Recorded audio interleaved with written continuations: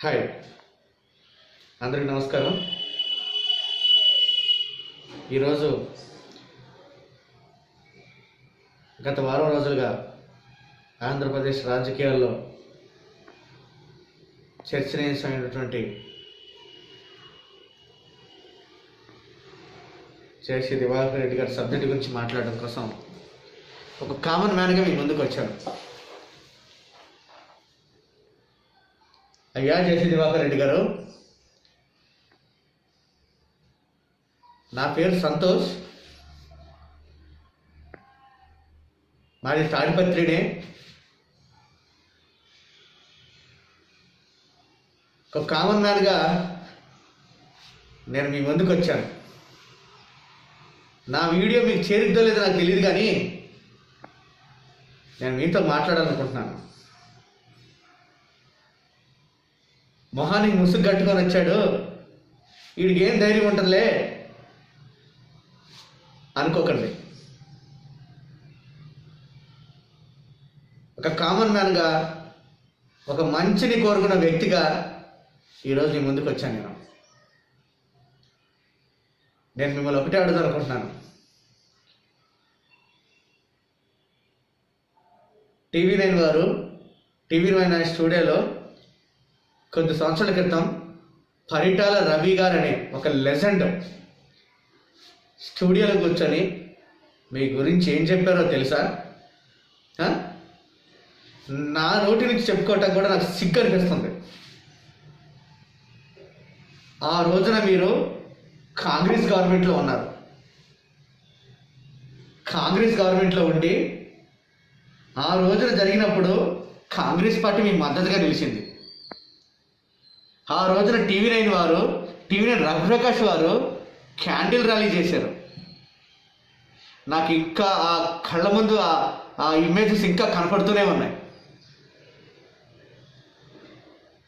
నా 40 ఏళ్ల వయసుకి నా అనుభవానికి మంచేదో చెడేదో తెలుసుకోగల శక్తి దేవుడు నాకు ఇచ్చాడు. ఇవాళ ఆ మంచుతోనే, ఆ మంచి చెడు అనేది మంచిని డామినేట్ చేసింది కాబట్టి ఈరోజు మీ ముందుకు వచ్చాను, నా మనసు చంపుకొని. ఈ పొలిటికల్గా నాకు అసలు ఇష్టమే ఉండదు. I don't like it. కానీ మిమ్మల్ని ఒకటి అడుగుదామని వచ్చాను. నాకు జగన్మోహన్ రెడ్డి గారు అంటే ఇష్టం. ఎందుకో తెలుసండి, నాలాంటి ఎంతోమంది పేద విద్యార్థులకి స్కాలర్షిప్ రూపంలో వరాలు కురిపించిన దేవుడు ఆయన. మంచి చావంటే ఏంటో తెలుసండి, ప్రజలకు మేలు చేయటానికి హెలికాప్టర్లో ప్రయాణం చేస్తూ అడవి మార్గంలో లొకేషన్ సరిగా లేకపోవటం వల్ల అడవి మార్గంలో ప్రజల కోసం వెళ్తున్న సమయంలో చనిపోయాడు ఆయన. దైవ చావు అంటే మీకు తెలుసండి, దేవుని కోసం చచ్చిపోవటం. ప్రజలే దేవుళ్ళు అనుకునే ఏ నాయకుడైనా ప్రజాశక్తులు చనిపోయినప్పుడు ఆయన మాకు దేవుడితోనే సమానం. అందువల్ల ఆయన అంటే మాకు ఇష్టం. ఆయన తనయుడు doctor YS Jaganmohan Reddy, sorry to mistake you, ఆయన డాక్టర్ వైఎస్ రెడ్డి కాకపోవచ్చు. మా గుండెల్లో ఎప్పటికీ కూడా మా రెడ్డి గారి వారసుడు. అయ్యా, నేను మీ కులానికి సంబంధించినట్టు కాదు, మా రెడ్డి గారి వారసుడు అంటే ప్రౌడ్గా చెప్పుకున్న మంచి నాయకుడు. చనిపోయి 7 సంవత్సరాలు అవుతుంది. ఈ రోజుకి కూడా ఏ పేదవాడి ఇంటికి పోయినా సరే రాజశేఖర రెడ్డి గురించి మాట్లాడుకుంటారు, ఆయన పరిపాలన గురించి మాట్లాడుకుంటారు. మరి మీకు ఎలా సిగ్గు అనిపిస్తుందో నాకు అర్థం కాలేదు. ఏం తప్పు చేశాడండి ప్రతిపక్ష నాయకుడు జగన్మోహన్ రెడ్డి గారు? ఏం తప్పు చేశాడు? ఒక డ్రైవరు, ఒక యాక్సిడెంట్ జరిగింది, పోస్ట్ మార్టం చేయకుండా దహన కార్యక్రమాలు చేస్తుంటే ఇది తప్పు అంటే ఇక ప్రతిపక్ష నాయకుడికి ఆ రైట్స్ కూడా లేవనుకుంటే నాకు అర్థమే కావట్లేదు. అచ్చా, మీరంతా చదువుకున్నారో లేదో నాకు తెలియదు, కానీ మీ అందరి కోసం ఒక బెటర్ క్లారిటీ ఏంటంటే, ప్రతిపక్ష నాయకుడికి మంత్రి హోదా ఉంటుంది. మంత్రి హోదాలో ఉన్నవాళ్ళు ఎక్కడైనా ఏ తప్పైనా జరిగినప్పుడు వెళ్ళి అడిగే హక్కు ఉంటుంది. ఈ మంత్రి హోదా పక్కన పెడితే ఒక కామన్ మ్యాన్గా కూడా తప్పును నిలదీసే హక్కు ఉంటుంది. చాలా బాధకర విషయం ఏంటంటే, నీ తప్పు గురించి మాట్లాడలేదు, డ్రైవర్కి జరిగిన అన్యాయం, డ్రైవర్ విషయంలో జరుగుతున్నటువంటి అనెథికల్ ఇష్యూ మీద మాట్లాడడానికి వచ్చిన ఆయన్ని వచ్చి మాట్లాడాడు. మధ్యలో జరిగిన ఒక ఇష్యూ మీద అందులో కలెక్టర్ గారి గురించి మాట్లాడారు, పోలీస్ వ్యవస్థ గురించి మాట్లాడారు. పోస్ట్ మార్టం చేసి తీసుకెళ్ళండి అని చెప్పాడు. అందులో ఏం తప్పు ఉందయ్యా? దానికి ఆయన ఎక్కడా కూడా జేసీ దివాకర్ రెడ్డి గురించి మాట్లాడాల. ఆ ప్లేస్లో వేరే ఇంకా ఏదన్నా సరే ఆయన అలాగే మాట్లాడేవాళ్ళు. కానీ మీరు ప్రజాక్షేత్రంలో టెంట్ వేసుకొని నీ అమ్మ, నీ అక్క, నీ ఆలి, నా కొడుక అంటున్నారే, పైగా నీ కొడుకును సమర్థించుకుంటున్నారు.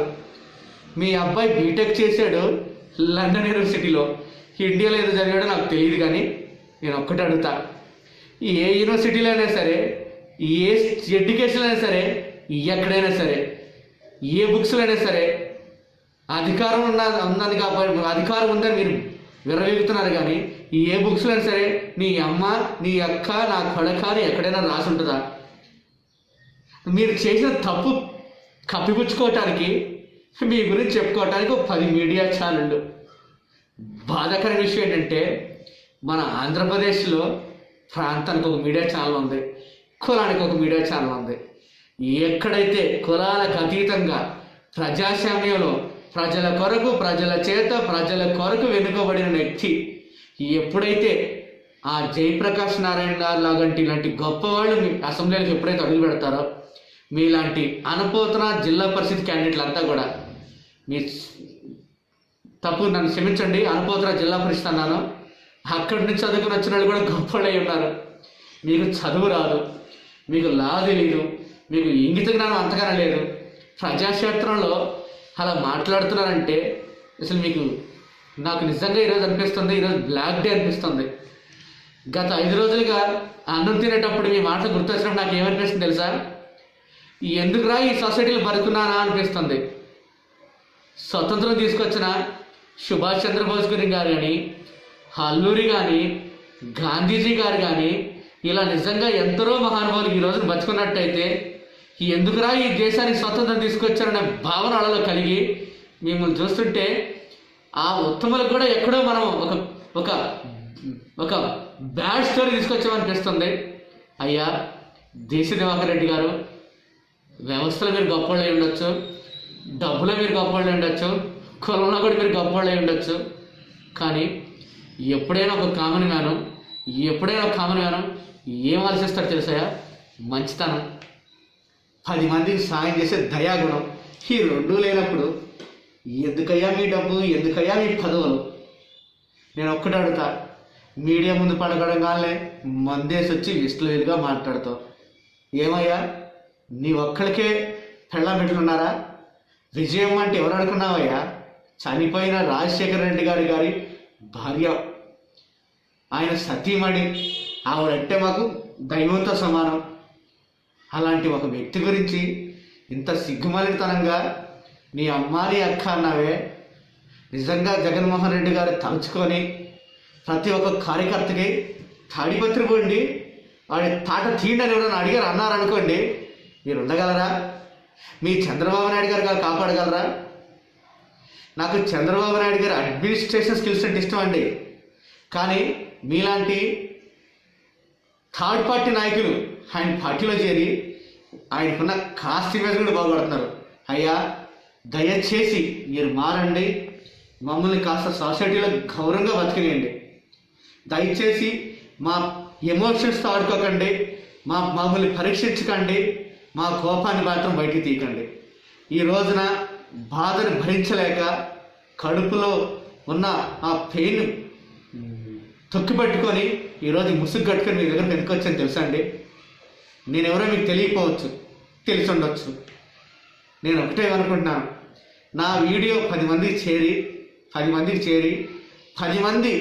మీరు చేరి 10 మంది మీ గురించి మాట్లాడుకొని అప్పుడైనా సరే మీలో మంచి మార్పు వద్దని కోరుకుంటున్నాను. అప్పటికి మంచిగా మారకపోతే దేవుడు అంటూ ఉన్నాడు. ప్రతి మనిషికి ఒక రోజు వస్తుంది. ఆ రోజున ఖచ్చితంగా కూడా మీరంతా కూడా దేవుడి ముందు తలంచాల్సిందే, మంచి ముందు మీరు తలంచాల్సిందే. నేను ఆ రోజు కోసం ఎదురు చూస్తూ ఉంటానండి. దయచేసి మారండి. మీ పద్ధతి మార్చుకోండి.